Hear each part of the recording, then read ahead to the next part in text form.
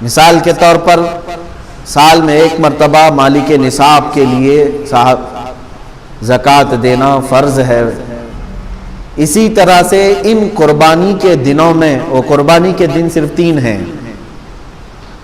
ایام نحر ان کو کہا جاتا ہے، 10، 11 اور 12 ذی الحجہ کی۔ تو یہ ذی الحجہ کی 10، 11 اور 12 کے اندر اگر کوئی مالک نصاب ہو گیا تو اس پر بھی قربانی واجب ہو جاتی ہے۔ اب یہاں سے قربانی کے معاملات ہیں، قربانی کے احکام ہیں، مجھے یہ بتانا آج ضروری ہے کہ قربانی کا تصور اور قربانی کا مفہوم کیا ہے اسلام میں۔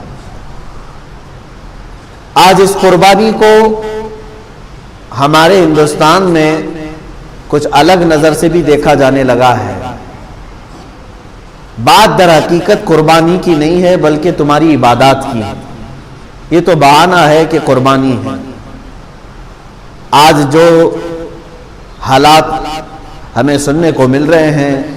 کہ مسلمان لاکھوں جانوروں کو ذبح کرتے ہیں، اس چیز پر پابندی ہونی چاہیے کہ جیوت لائف والے کسی بھی ایک مخلوق کو نہ ذبح کریں، کاٹنے نہ دیں۔ عزیزان گرامی وقار، یہ قربانی کا تصور صرف اسلام میں نہیں، آدم علیہ السلام سے چل رہا ہے۔ انسان اول کی ابتدا جہاں سے ہے انہی دنوں سے قربانی کا تصور ہے۔ قرآن پاک میں موجود ہے، 6 پارے میں رب تعالیٰ نے فرمایا وَاتْلُ عَلَيْهِمْ نَبَأَ بَنِي آدَمَ بِالْحَقِّ اذ قربا قربانا فتقبل من احدهما ولم يتقبل من الاخر۔ جب آدم علیہ السلام کے دونوں بیٹوں کے درمیان جھگڑا ہو گیا، حابیل اور قابیل کے درمیان، نکاح کے مسئلے کو لے کر، دونوں ایک خاتون سے، ایک ہی عورت سے شادی کرنا چاہتے تھے، تو ان کے متعلق حکم یہ آیا کہ دونوں لوگ اپنی قربانی کریں اور جس کی قربانی قبول ہو جائے وہ نکاح کر لے اس سے، وہ حق پر ہے۔ تو اس زمانے میں قربانی کا طریقہ یہ تھا کہ وہ اپنے جانور کو ذبح کر کے کسی اونچی جگہ پر، پہاڑ پر یا کھلے میدان میں رکھے، آسمان سے ایک آگ اترتی اور اس قربانی کو اٹھا لے جاتی، یعنی اچانک وہ قربانی کا جانور غائب ہو جاتا، آگ اس کے اوپر آتی، آگ آنے کے بعد جل جانا چاہیے، ختم ہو جانا چاہیے، لیکن اس آگ کے اندر وہ قربانی کا جانور غائب ہو جاتا، تو یہ سمجھا جاتا کہ یہ اس کی قربانی قبول ہو چکی ہے۔ حابیل اور قابیل نے اس زمانے میں قربانی کی، حابیل نے ایک مینڈھے کو ذبح کیا اور بلند جگہ پر رکھا، اس کے چھوٹے بھائی قابیل نے بھی، ان کے متعلق یہ ہے کہ وہ کچھ غلہ اناج لا کر کے اس نے رکھا، دونوں میں سے آسمان سے آگ آئی تھوڑی دیر کے بعد اور بڑے بیٹے حابیل کے ذبح کیے ہوئے جانور کو وہ کھا گئی، وہ جانور غائب ہو گیا۔ اس سے اس وقت فیصلہ یہ کیا گیا، یہ پہلی قربانی تھی، دنیا میں سب سے پہلی قربانی تھی۔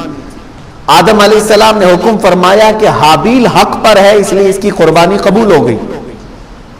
قرآن پاک میں تقریباً کئی مقامات پر 1 درجن کے قریب آیتیں قربانی کے متعلق ہی نظر آئیں گی آپ کو کہ قربانی کا مفہوم کیا ہے، اور تقریباً عیسیٰ علیہ السلام تک جتنے انبیاء کرام علیہ السلام آئے، اکثر انبیاء کی امتوں پر بھی قربانی کے احکام واجب ہوئے، لیکن الگ الگ طریقوں سے۔ قرآن پاک نے یہ بھی الذین قالوا ان اللہ عہد الینا اللہ نؤمن برسول حتی یأتینا بقربان تأکلہ النار، یعنی کچھ لوگوں نے یہ کہا تھا اس زمانے میں کہ ہم کسی رسول پر ایمان نہیں لائیں گے اس وقت تک جب کہ کوئی قربانی آئے، ہم قربانی کریں اور اس کو آگ کھا لے جائے تو ہمیں سمجھ میں آئے گا کہ حق پر کون ہے۔ اس وقت تک یہ معاملات تھے کہ قربانی کو آسمان سے کوئی آگ آتی اور اٹھا لے جاتی اور سمجھ میں آتا کہ اس کی قربانی قبول ہے اور اس کی قربانی رد کر دی گئی۔ اب آپ یہ سوچتے ہوں گے کاش ہمارے اندر بھی ہوتا ایسا، ہم بھی اپنے جانوروں کو ذبح کر کے رکھتے، ہم بیل کو ذبح کر رہے ہیں، بکریوں کو یا پھر اونٹ کو، 3 ہی جانور ہیں ذبح کے لیے قربانی میں، مرغے مرغیوں کی قربانیاں نہیں ہوتی،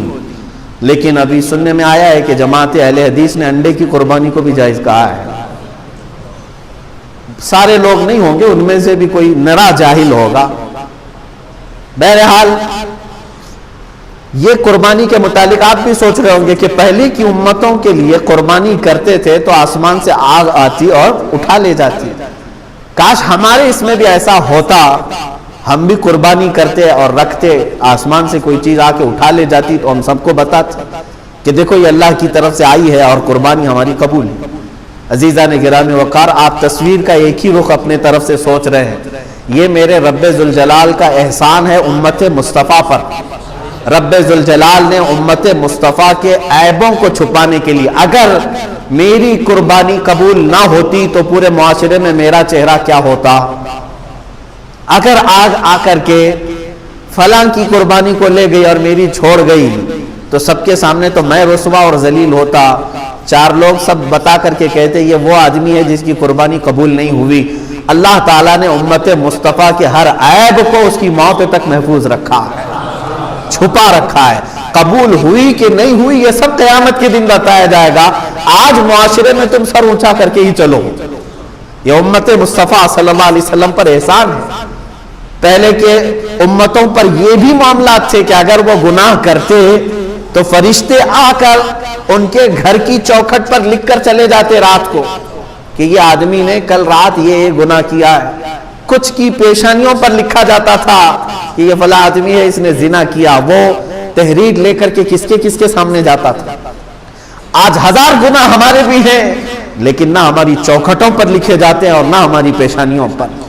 رب ذوالجلال نے اس چیز کو محفوظ رکھا ہے، وہ ستار ہے، ہر ایک کی ستر پوشی فرماتا ہے۔ عزیزان گرامی وقار، قربانی کا جو مفہوم اور جو تصور اسلام میں ہے، میں نے آیت کریمہ 17ویں پارے کی یہ تلاوت کی ہے سورۃ الحج میں سے۔ اللہ تعالیٰ نے فرمایا وَالْبُدْنَ جَعَلْنَاهَا لَكُم مِّن شَعَائِرِ اللَّهِ، اور یہ اونٹوں کو یا قربانی کے جانوروں کو ہم نے، اللہ تعالیٰ فرماتا ہے، اللہ کی نشانیوں میں سے ایک نشانی بنائی۔ اب یہاں پر رک کر کے میں کہنا چاہوں گا کہ قربانی کیا ہے، ایک لفظ یاد رکھ لینا، ایک لفظ یاد رکھ لینا،